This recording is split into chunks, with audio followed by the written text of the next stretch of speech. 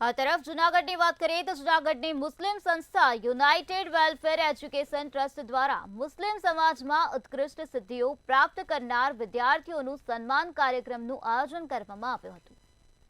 મધ્યમ વર્ગના વિદ્યાર્થીઓ અભ્યાસ માટે પ્રોત્સાહિત થાય તે માટે છેલ્લા 22 વર્ષથી કાર્યક્રમનું આયોજન કરાય છે। ટ્રસ્ટ દ્વારા મુસ્લિમ સમાજના 250થી વધુ તેજસ્વી તારલાઓનું સન્માન કરવામાં આવ્યું હતું, જેમાં સૌથી વધુ યુવતીઓનું સન્માન થયું હતું।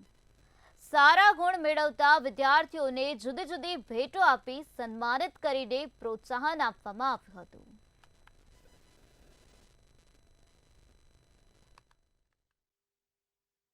યુનાઇટેડ એજ્યુકેશન વેલફેર ટ્રસ્ટનું 22મો મુસ્લિમ વિદ્યાર્થીઓ જે ખૂબ સારા માર્કે પાસ થઈ ગયા છે એનું ઇનામ વિતરણનો પ્રોગ્રામ અમારા ધારાસભ્ય સંજયભાઈના હસ્તે રાખેલ હતું।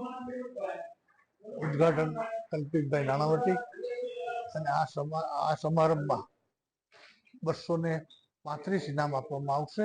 MSW ની ડિગ્રી પ્રાપ્ત કરી લીધી છે, જેમાં મારો 69.20% આવ્યો છે અને એ બદલ મને પહેલા રેન્કથી મને સન્માનિત કરવામાં આવ્યા છે।